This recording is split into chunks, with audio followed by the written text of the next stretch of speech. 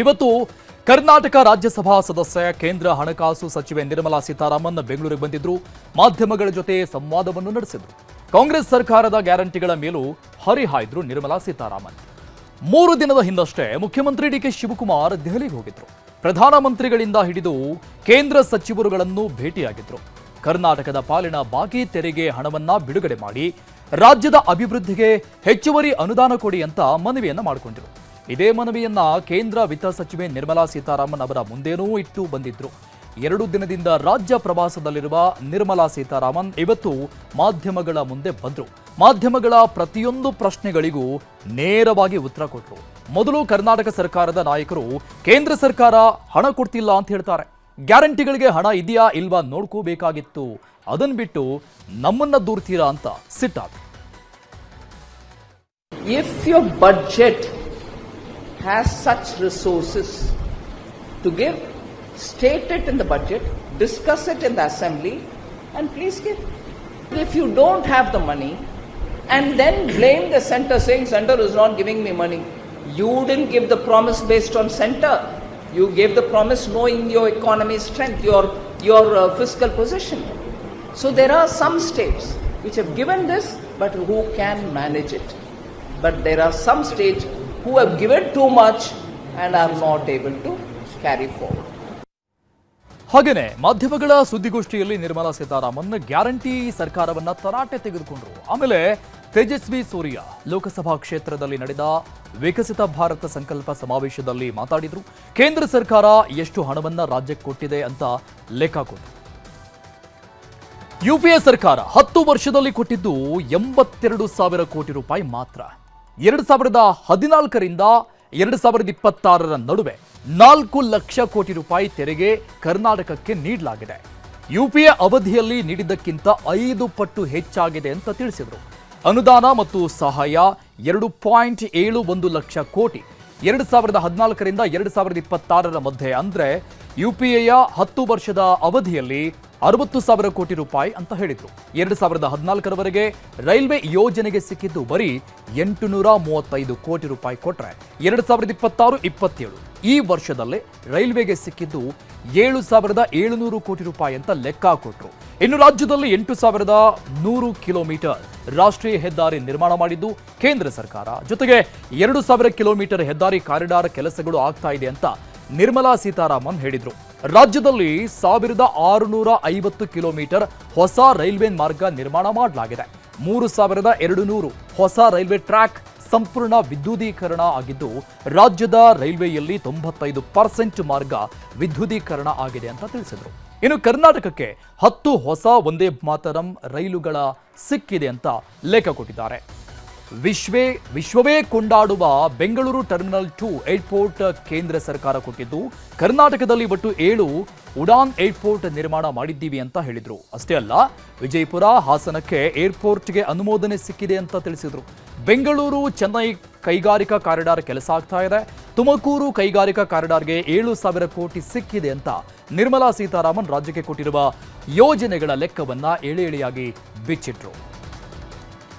ಪಶ್ಚಿಮ ಬಂಗಾಳದಲ್ಲಿ ಟಿಎಂಸಿ ಪಕ್ಷದವರು ಪ್ರಧಾನಿ ಮೋದಿ ನೇತೃತ್ವದ ಎನ್ಡಿಎ ಸರ್ಕಾರ ಸೇರ್ಪಡೆ ಅನ್ನೋದು ಗಾಳಿ ಸುದ್ದಿಯಾಗಿತ್ತು ಇಲ್ಲಿವರೆಗೂ.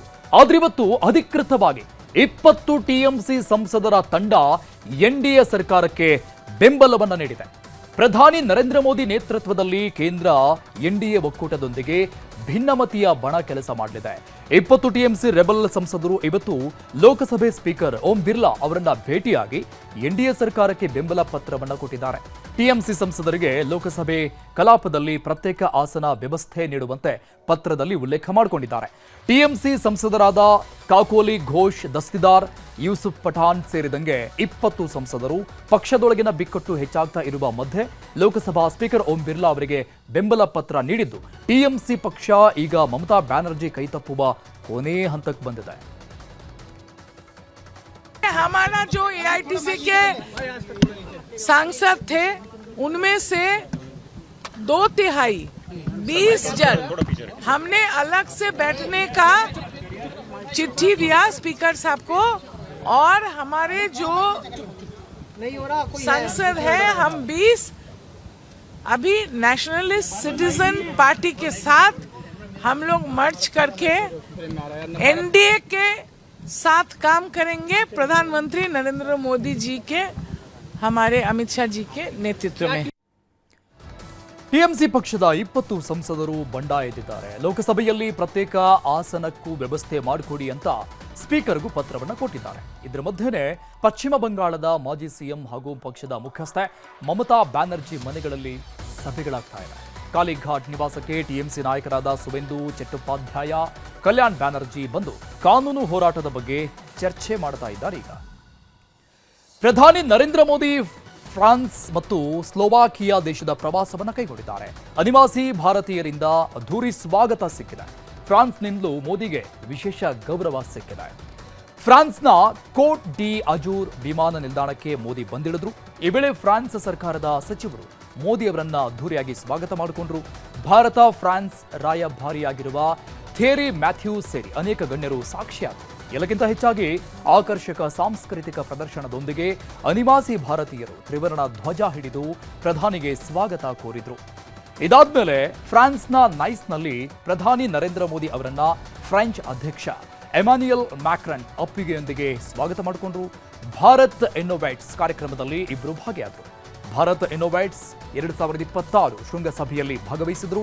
ಇದು ಭಾರತೀಯ ಡೀಪ್ ಟೆಕ್ ಸ್ಟಾರ್ಟ್ಅಪ್ಗಳು ಮತ್ತು ನಾವೀನ್ಯತೆಯನ್ನ ಜಾಗತಿಕ ಹೂಡಿಕೆದಾರರ ಮುಂದೆ ಪ್ರದರ್ಶಿಸುವ ವೇದಿಕೆಯಾಗಿದೆ.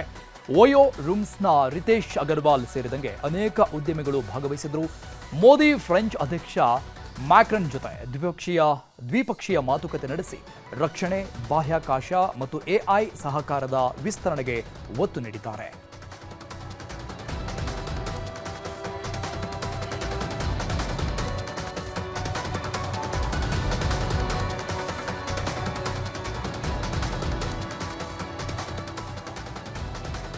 ಈಗ ರಾಜ್ಯ, ದೇಶ, ವಿದೇಶಗಳ ಇನ್ನಷ್ಟು ಪ್ರಮುಖ ಸುದ್ದಿಗಳನ್ನು ನೋಡೋಣ. ಟಾಪ್ 8 ನಲ್ಲಿ ರಾಜಧಾನಿ ಬೆಂಗಳೂರಲ್ಲಿ ಮಳೆ ಆರ್ಭಟ ಜೋರಾಗಿದೆ. ಧಾರಾಕಾರವಾಗಿ ಸುರಿದ ಮಳೆಗೆ ವಿಜಯನಗರದಲ್ಲಿ ಬೃಹತ್ ಮರವೊಂದು ಧರೆಗುರುಳಿ ಅವಾಂತರ ಸೃಷ್ಟಿಯಾಗಿದೆ. ನಾಗರಬಾವಿ ಸಮೀಪ ದೀಪಾ ಕಾಂಪ್ಲೆಕ್ಸ್ ಬಳಿ ನೀರು ತುಂಬಿದ ಗುಂಡಿಗೆ ಮಹಿಳೆ ಬಿದ್ದಿದ್ದಾರೆ. ಆರ್ಆರ್ ನಗರ, ಚಂದ್ರ ಲೇಔಟ್ ಸಮೀಪದ ಔಟರ್ ರಿಂಗ್ ರೋಡ್ಗಳೆಲ್ಲ ಜಲಮಯವಾಗಿದೆ.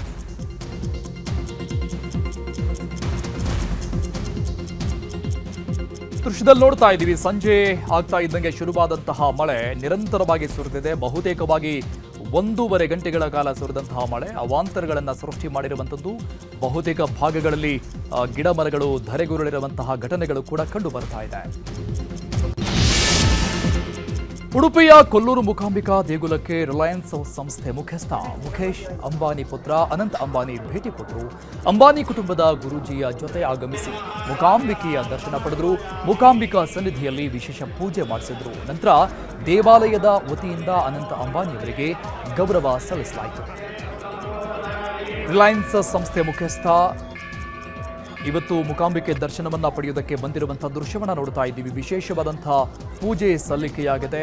ಮುಖೇಶ್ ಅಂಬಾನಿಯವರ ಪುತ್ರ ಅವರ ಕಡೆಯಿಂದ ಅವರ ಗುರುಜಿ ಜೊತೆಗೆ ಬಂದು ವಿಶೇಷವಾದಂತಹ ಪೂಜೆ ಸಲ್ಲಿಕೆ ಮಾಡಿದ್ರು. ಇನ್ನು ದೇವಸ್ಥಾನದ ಆಡಳಿತ ಮಂಡಳಿ ವತಿಯಿಂದ ಅವರಿಗೆ ವಿಶೇಷವಾದಂತಹ ಗೌರವ ಸಮರ್ಪಣೆಯನ್ನ ಮಾಡಲಾಗಿದೆ. ಕಲಬುರಗಿ ಜಿಲ್ಲೆಯಲ್ಲಿ ರಸಗೊಬ್ಬರಕ್ಕಾಗಿ ರೈತರ ಪರದಾಟ ತೀವ್ರಗೊಂಡಿದೆ. ಡಿಎಪಿ ರಸಗೊಬ್ಬರ ಸಿಗ್ತಾ ಇದ್ರೂ ಕೂಡ ಕಳಪೆ ಗುಣಮಟ್ಟದಿಂದ ಕೂಡಿದೆಯಂತೆ. ರಸಗೊಬ್ಬರದಲ್ಲಿ ಮರಳು, ಕಲ್ಲುಗಳೇ ಹೆಚ್ಚಾಗಿ ಕಂಡು ಬರ್ತಾ ಇದೆಯಂತೆ. ಈ ಬಗ್ಗೆ ದೂರುಗಳು ಬಂದ ಹಿನ್ನೆಲೆಯಲ್ಲಿ ಕೃಷಿ ಇಲಾಖೆ ಜೆಡಿ ಸಮ್ಮದ್ ಪಟೇಲ್ ನೇತೃತ್ವದಲ್ಲಿ ದಾಳಿ ಮಾಡಿ ಅಧಿಕಾರಿಗಳು ಪರಿಶೀಲನೆ ಮಾಡಿದ್ದಾರೆ. ಬೆಂಗಳೂರು ಪೊಲೀಸರು ಜೈಪುರದಲ್ಲಿ ಎಸಿಬಿ ಬಲೆಗೆ ಸಿಕ್ಕಿಬಿದ್ದಿದ್ದಾರೆ.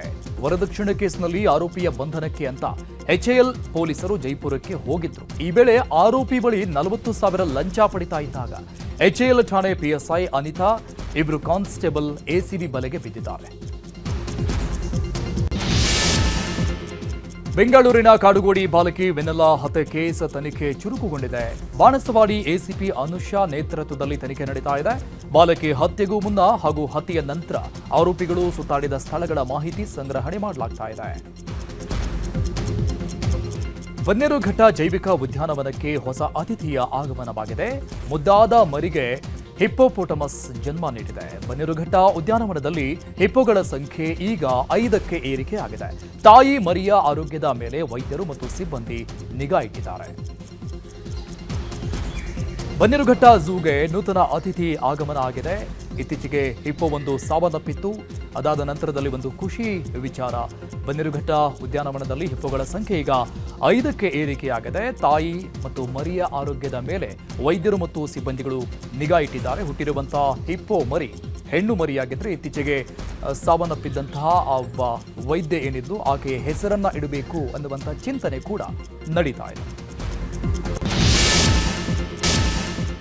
ಎಐಎಡಿಎಂಕೆಯ ಉಪ ಪ್ರಚಾರ ಕಾರ್ಯದರ್ಶಿಯಾಗಿ ಸೇವೆ ಸಲ್ಲಿಸ್ತಾ ಇದ್ದ ನಟಿ ಗೌತಮಿ ತಡಮಲ್ಲ ತಮ್ಮ ಸ್ಥಾನಕ್ಕೆ ರಾಜೀನಾಮೆ ಕೊಟ್ಟಿದ್ದಾರೆ. ಸದ್ಯದ ರಾಜಕೀಯ ಪರಿಸ್ಥಿತಿಯನ್ನ ಪರಿಗಣಿಸಿ ಸಾಮಾಜಿಕ ಸೇವೆ ಮಾಡಲು ಸಾಧ್ಯ ಆಗ್ತಾ ಇಲ್ಲ, ಭಾರವಾದ ಹೃದಯದಿಂದ ರಾಜೀನಾಮೆ ನೀಡುತ್ತಾ ಇದ್ದೇನೆ ಅಂತ ಎಐಎಡಿಎಂಕೆ ಪ್ರಧಾನ ಕಾರ್ಯದರ್ಶಿ ಎಡಪ್ಪಾಡಿ ಕೆ ಪಳನಿಸ್ವಾಮಿಗೆ ಪತ್ರವನ್ನ ಬರೆದಿದ್ದಾರೆ. ಅಯೋಧ್ಯೆಯ ರಾಮ ಮಂದಿರದ ದೇಣಿಗೆ ನಿಧಿಯಿಂದ ಕೋಟ್ಯಾಂತರ ರೂಪಾಯಿ ದುರುಪಯೋಗವಾಗಿದೆ ಅಂತ ಉತ್ತರ ಪ್ರದೇಶದ ಮಾಜಿ ಮುಖ್ಯಮಂತ್ರಿ ಅಖಿಲೇಶ್ ಯಾದವ್ ಆರೋಪ ಮಾಡಿದರು.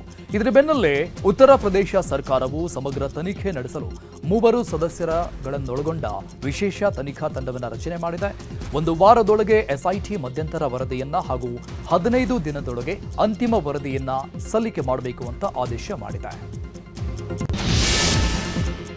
ಭಾರತದ ಆಟೋಮೊಬೈಲ್ ಹಾಗೂ ಇಂಧನ ವಲಯದಲ್ಲಿ ಮಹತ್ವದ ಕ್ರಾಂತಿಯಾಗಿದೆ. ವಾಹನಗಳಿಗೆ ಇದುವರೆಗೂ 20-30% ಎಥೆನಾಲ್ ಬಳಕೆ ಮಾಡಲಾಗ್ತಾ ಇತ್ತು. ಇದೀಗ 100% ಎಥೆನಾಲ್ ಇಂಧನ ಬಳಕೆಗೆ ಕೇಂದ್ರ ಸಚಿವ ನಿತಿನ್ ಗಡ್ಕರಿ ಸಹಿ ಹಾಕಿದ್ದಾರೆ. ಇನ್ಮುಂದೆ ಪರಿಸರ ಸ್ನೇಹಿ ಜೈವಿಕ ಇಂಧನದಲ್ಲೇ ವಾಹನಗಳು ಓಡುವ ಇಂಧನ ಕ್ರಾಂತಿಯ ಯುಗಕ್ಕೆ ಅಧಿಕೃತ ಮುದ್ರೆ ಬಿದ್ದಿದೆ. ಬಿಹಾರದ ಮುಜಫರ್ಪುರದಲ್ಲಿ ನೀಟ್ ಯುಜಿ ಸೇರಿದಂತೆ ವಿವಿಧ ಸ್ಪರ್ಧಾತ್ಮಕ ಪರೀಕ್ಷೆಗಳ ನಕಲಿ ಪ್ರಶ್ನೆ ಪತ್ರಿಕೆಗಳನ್ನು ಮಾರಾಟ ಮಾಡ್ತಾ ಇದ್ದ 4ರನ್ನ ಪೊಲೀಸರು ಬಂಧಿಸಿದ್ದಾರೆ. ಪರೀಕ್ಷೆ ಬರೆಯುವವರನ್ನೇ ಟಾರ್ಗೆಟ್ ಮಾಡಿ ಪ್ರಶ್ನೆ ಪತ್ರಿಕೆ ಮಾರಾಟ ಮಾಡ್ತಾ ಇದ್ದವರನ್ನ ಬಿಹಾರ ಪೊಲೀಸರು ಈಗ ಅರೆಸ್ಟ್ ಮಾಡಿದ್ದಾರೆ. ಡೆಹ್ರಾಡೂನ್ನ ಪ್ರತಿಷ್ಠಿತ ಭಾರತೀಯ ಮಿಲಿಟರಿ ಅಕಾಡೆಮಿ ಇತಿಹಾಸದಲ್ಲಿ ಮೊದಲ ಬಾರಿಗೆ 9 ಮಹಿಳಾ ಕೆಡಿಟ್ಗಳನ್ನು ಭಾರತೀಯ ಸೇನೆಗೆ ಸೇರ್ಪಡೆಗೊಳಿಸಲಾಗಿದೆ. ರಾಷ್ಟ್ರಪತಿ ದ್ರೌಪದಿ ಮುರ್ಮು ಅವರ ಸಮ್ಮುಖದಲ್ಲಿ ಕಾರ್ಯಕ್ರಮ ನಡೆದಿದೆ. ಇದು ಭಾರತದ ರಕ್ಷಣಾ ವಲಯದಲ್ಲಿ ಮಹಿಳಾ ಸಬಲೀಕರಣದ ಮಹತ್ವದ ಹೆಜ್ಜೆ ಆಗಿದೆ.